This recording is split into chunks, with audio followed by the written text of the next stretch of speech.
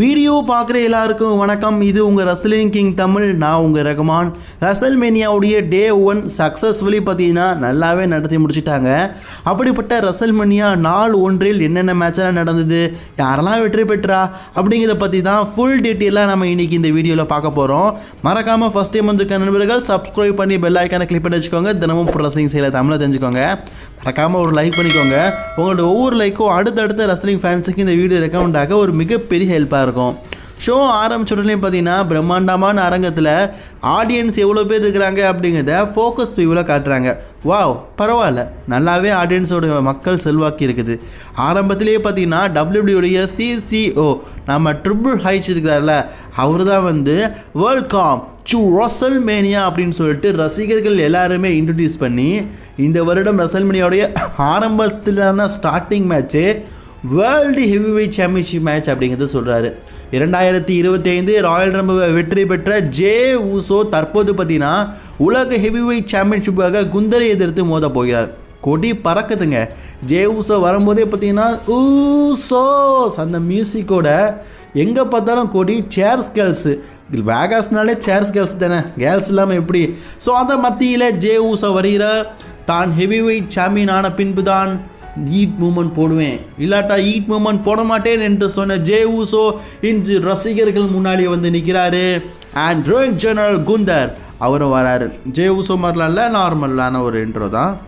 இருவரும் நேருக்கு நேர் சந்தித்து ஹெவிவெயிட் சாம்பியன்ஷிப்புக்காக மோதும் 4வது தடவை.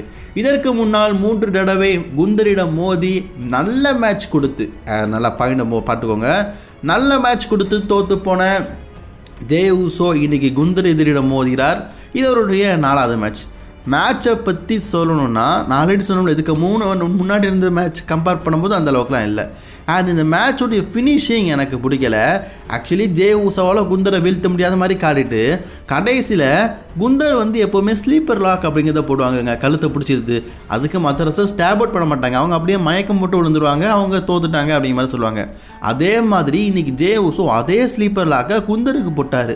ஐயோ வலி தாங்க முடியல, நான் டேப் அவுட் பண்ணிட்டேன் அப்படிங்கிற மாதிரி குந்தர் வந்து டேப் அவுட் பண்ணிட்டாரு. நம்ம வேர்ல்டு ஹெவிவெயிட் சாம்பியனான குந்தருக்கு அதிகப்படியான இன்ஜுரிஸ் இருக்கிறதுனால அவரால் இந்த மேட்ச்சில் ஒழுங்காக சண்டை போட முடியலை, அதனால தான் இப்படி தோற்று போயிட்டாரு அப்படிங்கிற மாதிரி சில ரசலிங் அப்சர்வர் சொல்கிறாங்க. பட் இருந்தாலும் ஜே ஊசோ இன்று ஹெவிவெயிட் சாம்பியன் ஆகிட்டார். கலகத்தின் மத்தியில் ஒரு நல்ல விஷயம் நடந்தாலும் ஃபியூச்சர் ப்ராக் லெஸ்னர் அப்படின்னு சொல்லப்பட்ட குந்தர் இன்னைக்கு இப்படி மோசமாக தோற்று போயிட்டார். And the main even J Uso தற்போது ஹெவிவெயிட் சாம்பியன் ஆகிட்டார்.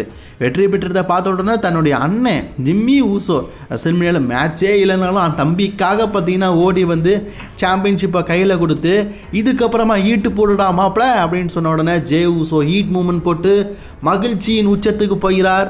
நாமளும் உச்சத்துக்கு போயிட்டோம். ஆனால் அடுத்த மேட்சுக்கு டைம் ஆயிடுச்சு. அடுத்த மேட்சை பற்றி பார்க்கலாம். அடுத்த மேட்ச் மென்ஸுக்கான world tag team championship match, New Day versus War ரைடர்ஸை பொறுத்த வரைக்கும் இப்போ கிளாஸ் ஆஃப் த கிளான்ஸ் அவங்க கூட சேர்ந்து ஒரு பார்ட்னர்ஷிப்பில் இருக்கனால அதில் இருக்கிற ஒரு சில கேரக்டர், இந்த மயூர் கிங் நம்ம இவர் ஐவார் வந்து பீக்காவை பற்றி உங்களுக்கு தெரியும்னு நினைக்கிறேன். அந்த பீக்கா கேரக்டரில் வந்திருக்காரு, ட்ரெஸ்ஸிங் ஸ்டைலெலாம் போட்டுட்டு. ஸோ நல்லா இருக்குது ட்ரெஸ்ஸிங் ஸ்டைலெலாம். சரி, மேட்சை பொறுத்த வரைக்கும் எப்படி சொல்லணும்னா, ஓகே, இது ஒரு டாக் டீம் சாம்பியன்ஷிப்புக்கான மேட்ச். 2 பேரும் நல்லா தான் பர்ஃபார்ம் பண்ணுவாங்க, நல்லா இருக்குது, நம்ம எதிர்பார்த்த அளவுக்கு நல்லா தான் இருக்குது. இந்த மேட்சோட எண்டிங் எப்படின்னு கேட்டிங்கன்னா, ஜேவியர் ரூட் வந்து வசமாக இந்த பக்கம் எரிக்க பிடிக்கிட்டார். ஸோ அப்போ கரெக்டாக ஐவாரை பின்ஃபால் பண்ணி இந்த மேட்சில் பார்த்தீங்கன்னா கோஃபி கிங்ஸ்டை வின் பண்ணிட்டாரு. எஸ், நீண்ட நாட்களுக்கு அப்புறமா நம்மளுடைய New Day is finally win world tag team champion. New Day மீண்டும் பார்த்தீங்கன்னா அவங்களுடைய ஆதிக்கத்தை செலுத்தி பிராண்ட் நியூ டாக் டீம் சாம்பியனாக இன்றைக்கி ஆகிருக்கிறாங்க. இப்படிப்பட்ட ஒரு நல்ல எண்டிங் கூட இன்றைக்கி நியூ டே வந்து நியூ சாம்பியனாக இருக்கிறாங்க. ஸோ வாழ்த்துக்களை தெரிவித்துக் கொள்ளலாம். New Day celebration coming Monday night ராவில் இருக்கும். சரி, இது ஒரு புறம் இருக்க, அடுத்ததாக அடுத்த மேட்ச் நடக்க போகிறது. ஸோ அடுத்த மேட்ச் பார்த்தீங்கன்னா நியோமி விஸ் ஜேட் கார்கில். நீண்ட நாளுக்கு அப்புறமா பார்த்தீங்கன்னா ரசல் மினியாவில் ஒரு நான் டைட்டில் விமன்ஸுக்கான ஒரு சிங்கிள்ஸ் மேட்ச் நடக்க போகிறது. ஜேட் கார்கிலுக்கும் அதே மாதிரி நியோமிக்கும் இருக்கிற அந்த பகை உணர்வை பற்றி உங்களுக்கு தெரியும். நீண்ட நாட்கள் ஜேட் கார்கில் வராமல் போனதுக்கு காரணம் நியோமி. அதை பகையாக வச்சு இந்த மேட்சை வைக்கிறாங்க. மேட்சை பொறுத்த வரைக்கும் நியூ தீம் மியூசிக்கில் நியோமி வந்திருந்தாங்க. ஜேட் கார்கிலோட பர்ஃபார்மன்ஸ் நல்லா இருந்தது, அவ்வளோதான் சொல்ல முடியும். ஏன்னா இது ஒரு டைட்டில் மேட்ச் இல்லை, பெருசாக சொல்லிக்க தகுந்த அளவுக்கு எதுவும் இல்லை. இந்த மேட்சோடைய வெற்றியாளர் ஜேட் கார்கில். ஃபைனலி பார்த்தீங்கன்னா தன்னை இன்ஜுரி படுத்தின நியோமியை வீழ்த்தி இந்த மேட்ச்சில் ஜேட் கார்கில் ஃபைனலி பார்த்தீங்கன்னா வெற்றி பெற்றுட்டாங்க. அடுத்த மேட்ச் நாம் ஆவலுடன் எதிர்பார்த்த மென்ஸுக்கான united championship match. Jacob Fatu versus LA Knight. ஆரம்பத்திலே பார்த்தீங்கன்னா ஜாக்கப் ஃபாட்டு தீம் மியூசிக்கில் வரும்போது அப்படியே ஒரு மாஸ்க் போட்டுட்டு வந்தார் பாருங்களேன். பூச்சி பூச்சி பூச்சாண்டி அந்த மாஸ்க்கை போட்டுட்டு வந்திருக்காரு. இது வேற ஒருஃபா. நான் கூட ஜாக்கி சேனில் இருக்கிற 12 வகையான மாஸ்கில் ஒரு மாஸ்க்குன்னு நினச்சிட்டேன். அது 9ல். சரி, இதில் 9வது மாஸ்க் இதுதான் போல இருக்குது. ஜாக்கப் ஃபாட்டு முகமுடி அதை நம்ம சோலோசிக்காவட்ட கொடுத்துட்டு கெட்டி பிடிச்சிட்டு வராரு. அண்ட் நம்ம LA Knight பார்த்தீங்கன்னா ஒரு சூப்பரான வெள்ளை கலர் காரில் பார்த்தீங்கன்னா அப்படியே மாப்பிள்ளை ரங்கநாத மாதிரியே வராரு. ஸோ உண்மையிலேயே பார்க்கறதுக்கு சூப்பராக இருக்காருங்க. சரி, இன்றைக்கி ஜாக்கப் ஃபாட்டுக்கும் LA Knightக்குமான மேட்ச் எப்படி இருந்ததுன்னா, இப்போ பார்த்ததுலேயே ஒரு நல்ல மேட்ச். உண்மையிலே நல்லா இருந்தது. LA Knightோட பர்ஃபார்மன்ஸும் ஜாக்கப் ஃபாட்டுவோட பர்ஃபார்மன்ஸும். ஸோ எந்த விதமான இடையூறும் இல்லைங்க, யாருமே வரல. 2 பேரும் அவங்க பாட்டுக்கு சண்டை போட்டாங்க. இந்த மேட்ருடைய இறுதியில் யாருமே வராததுனால ஜாக்கப் ஃபாட்டு வெற்றி பெற்று விட்டார். And the new WWE United champion Jacob Fatu. அதாவது உங்கள் ஸ்லாங்கில் சொல்லணும்னா சமூகன் குடும்பத்தில் மீண்டும் ஒரு சாம்பியன். ஆல்ரெடி ஜே ஊசோ இன்னைக்கு ஸ்டார்டிங்கில் ஹெவிவெயிட் சாம்பியன் ஆகிட்டார். இன்றைக்கி ஜாக்கப் ஃபாட்டு பார்த்தீங்கன்னா பிராண்ட் நியூ WWE யுனைடெட் சாம்பியன்ஷிப்பை வின் பண்ணியிருக்காரு. ஒரு அமர்க்கலமான வெற்றி. பேக் டு பேக் பார்த்தீங்கன்னா 2 புதிய சாம்பியன் இன்றைக்கி ரோமன் ரெயின்ஸ் குடும்பத்தில் ஆயிருக்கிறாங்க. ரொம்ப பெரிய விஷயந்தான். ஸோ அதுக்கப்புறமா பார்த்தீங்கன்னா ரே ஃபீனிக்ஸுக்கும் ஹெல்காண்டாமருக்கான மேட்ச். ஏப்பா ரே மிஸ்டரி தானப்பா, என்னப்பா நீ ரே ஃபீனிக்ஸ்னு சொல்கிறேன்னு கேட்டிங்கன்னா, நேற்று தான் நான் சொன்னேனே ரே மிஸ்டரிக்கு இன்ஜுரி ஆகிடுச்சு, அவரால் சண்டை போட முடியாதுன்னு. அதனால் ரே ஃபீனிக்ஸாக கோத்து விட்டானுங்க. சரி, ஓகே. நம்ம எல்காண்டாமருக்கான அவருடைய கேரக்டரை பில்டப் பண்ண விதமாக இன்ட்ரோ கொடுத்தாங்கல்ல, நல்லா இருந்தது. அந்த காலத்து ஆட்கள் வந்து மாஸ்கை போட்டு வயலிங் வாசிக்கிறது இன்ட்ரோ. ஜாட் கேபிளாக இருக்கும்போது ஒரு ஒயர் கேபிள் மாதிரி கூட மதிக்கலையே, இன்றைக்கி தலையில் வச்சு தூக்கி கொண்டாடுறானுங்க. சரி, கொண்டாடினா சரி தான். மேட்சை பொறுத்த வரைக்கும் ஐயோ உண்மையிலேயே வேற லெவல் மேட்ச்சு. WWE ரசல்மேனியாக்கு அப்புறமா ஆக்சுவலி இந்த ஃபீல்டை கொண்டு போனால் தான் நினச்சாங்க. இப்போவே கொண்டு போய் உண்மையிலேயே பார்த்தீங்கன்னா பங்கம் காட்டிட்டாங்க. இடைப்பட்ட நேரத்திலேயே ஹெல்காண்டாமருக்கான இருக்கார்ல, மூஞ்சுக்குள்ளே பார்த்தீங்கன்னா சர்ஜரி பிளேட்டை தூக்கி வச்சுட்டாரு. ஸோ அந்த வாய்ப்பை பயன்படுத்திக்கிட்டு ரே ஃபீனிக்ஸ் எப்பெல்லாம் இவரோட முகத்தை அடிக்கிறாரோ அதனால் ஒரு காலில் இன்ஜுரி ஆகிடுச்சான் யாருக்கு, ரே ஃபீனிக்ஸுக்கு. இந்த வாய்ப்பை பயன்படுத்திக்கிட்டு ஹெல்காண்டாமருக்கான பார்த்தீங்கன்னா ரொம்பவே க்ளீனாக வெற்றி பெற்றுட்டாரு. ஜாட் கேபிள் முதல்ல பார்த்தீங்கன்னா சிங்கிள் கெரியரில் சிங்கிளாக பார்த்தீங்கன்னா ரசல்மேனியாவில் வெற்றி பெற்றிருக்காரு. இது ஒரு மிகப்பெரிய விஷயம். அண்ட் அடுத்ததாக hall of famer Shawn Michael வந்திருக்காரு. ட்ரிபிள் ஹெச் தான் எப்போவுமே இன்ட்ரடியூஸ் பண்ணி ஆடியன்ஸ் எவ்வளோன்னு சொல்லுவார். ஆனால் அவர் இப்போ ஹால் ஆஃப் ஃபேமில். ஸோ அதனால் இப்போ பார்த்தீங்கன்னா ஷான் மைக்கேல் வந்து சொல்கிறாரு, லாஸ் வேகாஸ் மக்களே இன்றைக்கி வந்து ஆடியன்ஸோடைய எண்ணிக்கை என்ன அப்படிங்கிறத பற்றி சொல்கிறாரு. நான் கூட சொன்னேன் 50,000 கூட டிக்கெட் விற்கல அப்படின்னு. ஆனால் எப்படி இவ்வளோ டிக்கெட் வந்து தெரில. ஸோ சடன்லி பார்த்தீங்கன்னா அலஞ்சர் ஸ்டேடியத்தில் 61,000 பேர் அட்டண்டன்ஸ் ஆகிருக்காங்கன்னு சொல்லியிருக்கிறாங்க. சரி, ஓகே. பட் இருந்தாலும் எப்படி பார்த்தாலும் கம்பேர் பண்ணும்போது ரசல்மேனியா ஆடியன்ஸ் லெவல் கம்மி தான். 80,000 எங்கே இருக்குது, இந்த 60,000 எங்கே இருக்குது. அண்ட் ராயல் ரம்பவே 70,000 அடிச்சப்பா. அண்ட் நெக்ஸ்ட்டு பார்த்தீங்கன்னா டிஃபனியோட டைம் அவங்களுடைய கோல்டன் மெமரியை போடுற மாதிரி அவங்க பாக்ஸிங்கில் இருக்கும்போது அண்ட் மாடலாக இருக்கும்போது ஸோ எப்படிப்பட்ட டிஃபனியாக இருந்தாங்களோ அந்த கேரக்டர்லாம் காட்டி அந்த கண்ணாடியிலேருந்து டெபியூட் ஆகிருப்பாங்கல்ல, அதெல்லாம் நல்லா இருந்தது. அண்ட் ஷார்லட் ஃப்ளரோட இன்ட்ரோ கிளாசிக், நார்மல், அவ்வளோதான். வழக்கமாக வந்து ஒரு எப்படி சொல்ல ஒரு பிரம்மாண்டம் வருவாங்கல்ல, அப்படிப்பட்டதெல்லாம் இல்லை. ஏன்பா என்ன அப்படின்னு சொல்லிட்டு நானும் பார்த்துட்டு இருந்தேன். ஆக்சுவலி நீங்கள் பார்த்தீங்களா நீ ரசல்மேனியாவில் யாரெல்லாம் வெற்றி பெறுறாங்களோ அவங்கெல்லாம் பிரம்மாண்டமான என்ட்ரன்ஸ் கொடுக்குறாங்க. ஸோ அதில் டிஃபனியும் அதே மாதிரி தான். மேட்சை பொறுத்த வரைக்கும் உண்மையிலேயே அடா 2 ஷார்லட் ஃப்ளேர் நேருக்கு நேரம் சண்டை போட்டுருக்காங்க. எஸ், எனக்கு பார்க்கும்போது ஷார்லட் ஃப்ளேர் விசிஸ் ஷார்லட் ஃப்ளேர் மாதிரி தான் தெரிஞ்சுது. 2 பேருமே ஒரே மாதிரி இருக்கிறதுனால மேட்சும் அப்படி தான் இருந்தது.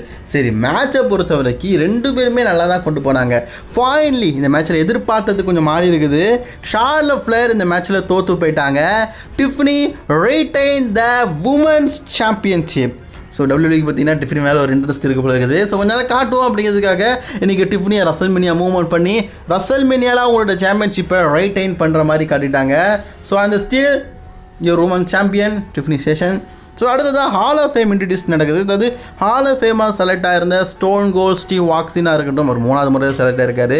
பட் ஹார்ட்டாக இருக்கட்டும், இதை தவிர்த்து ட்ரிபிள் ஹெச் இவங்க எல்லாருமே பார்த்தீங்கன்னா ரசிகர்கள் முன்னாடி அவங்க ஹால் ஆஃப் ஃபேம் ஆகிட்டோம் அப்படிங்கிறத அந்த மோதிரத்தை பார்த்தீங்கன்னா காட்டுற அந்த செக்மனி பார்த்தீங்கன்னா நடக்குது.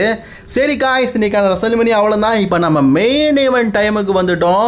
த main event of the WrestleMania. இதுக்காக தான் காத்துட்டு இருந்தேன்.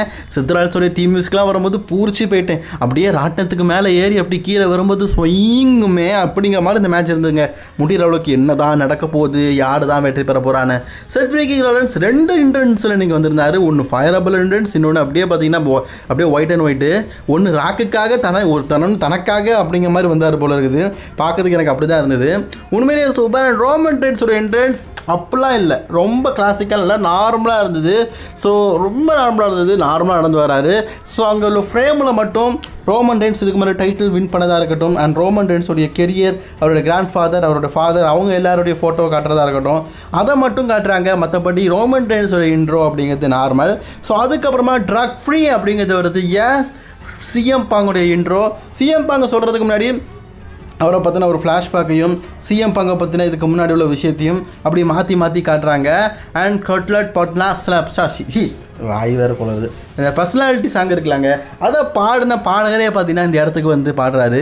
இவராக பாடினாரு. ஐயா, நீங்கள் பார்க்கறதுக்கு எங்கள் ஊரில் ஒருத்தர் உண்டுல்ல, என்ன மறந்துட்டீங்களா, அவர் மாதிரியே இருக்காருங்க பார்க்கறதுக்கு. இவர் எப்போ நான் பாடகரானார் அப்படின்னு தான் எனக்கு தோணுச்சு. And CM Punk versus Roman Reigns Seth Rollins இவ்வளோ நாள் பேச்சு பொருளாக இருந்தது, இப்போ நேருக்கு நேரம் சண்டை போடுறாங்க. ராட்டினத்துக்கு மேலேருந்து கீழே வர மாதிரி தான் புல் அடிச்சிருச்சிங்க. சரி, மேட்சை பொறுத்த வரைக்கும் சிஎம் பாங் கீழே இறங்கிட்டார், வித்த கட்ட ஆரம்பிச்சிட்டாரு பால்ஹெமன் கூட சேர்ந்து. பால்ஹெமனுக்கு யாருக்கு தான் சப்போர்ட் பண்ணுன்னு தெரில. ஸோ மேட்ச் ஆரம்பிக்குது. எப்படி சொல்ல, பற்ற வச்சா நெருப்பு பற்றிக்கிட்டு எரியும்ல, அதே மாதிரி பற்றிக்கிட்டு எரியுதில்ல. நானும் பார்த்துக்கிட்டே இருக்கேங்க இந்த உண்மையிலேயே இன்றைக்கி ரசல்மேனியாவில் நான் வந்து சீரியஸ்லி சொல்கிறேன், டைட்டில் மேட்ச்லாம் நடந்தது, என்னெல்லாம் நடந்தது. பட் நான் டைட்டில் மேட்ச்சில் இது ஒன்று தான் என்னை வந்து இன்ட்ராக்ட் பண்ணுது. டைட்டில் மேட்ச் கூட எனக்கு அந்தளவுக்கு தெரில என்ன வின் பண்ண போகிறேன், என்ன நடக்க போகுதுன்னு. பட் நான் இந்த மேட்ச் உண்மையிலேயே ஆசம் ஃபயருங்க, ஃபயர். சரி, என்ன தான் நடக்கும் அப்படிங்கிறது ஆக்சுவலி இந்த வீடியோ பார்த்துட்டு இருக்க நேரத்தில் நான் டேரெக்ட்லி லைவாக பார்த்தீங்கன்னா ரெக்கார்டும் பண்ணிகிட்டு இருக்கிறேன். அந்த நேரத்தில் லைவாக பார்த்துக்கிட்டு இருக்கிறேன். ரசல்மேனியா முடிஞ்ச 10 நிமிஷத்துலேயே உங்களுக்கு ரிவ்யூ போடணும் அப்படிங்கிறதுக்காக நான் எப்படி பண்ணிகிட்டு இருக்கிறேன். ஸோ அப்போ நம்ம பால்ஹெமன் வந்து ஸ்டீல் சேர் எடுக்காரு. சரி, யார் பக்கம் கொண்டு போக போகிறாரு அப்படின்னு பார்க்கும்போது, ஸோ அவர் பார்த்தீங்கன்னா பால்ஹெமனா சரி அல்லது ரோமன் ரெயின்ஸா. சரி, பால்ஹெமன் வந்து இப்போ வந்து ஒரு முடிவு பண்ணியிருக்காரு. நம்ம சிஎம் பாங்கு வாக்கு கொடுத்துருக்கோம், சிஎம் பாங்கு கிட்ட தான் சேர் கொடுக்கணும் அப்படிங்கிறத ஒரு மிகப்பெரிய ப்ளே பண்ணுறாங்க. பாவங்க பால்ஹெமன் பார்க்கவே பரிதாபமாக இருக்குது. ஸோ பால் முடிகிற முகம் பால்ஹெமன். ஸோ அவர் பார்த்தீங்கன்னா தன்னுடைய அந்த சேர் எடுத்து சிஎம் பாங்கிட்ட கொடுக்குறாரு.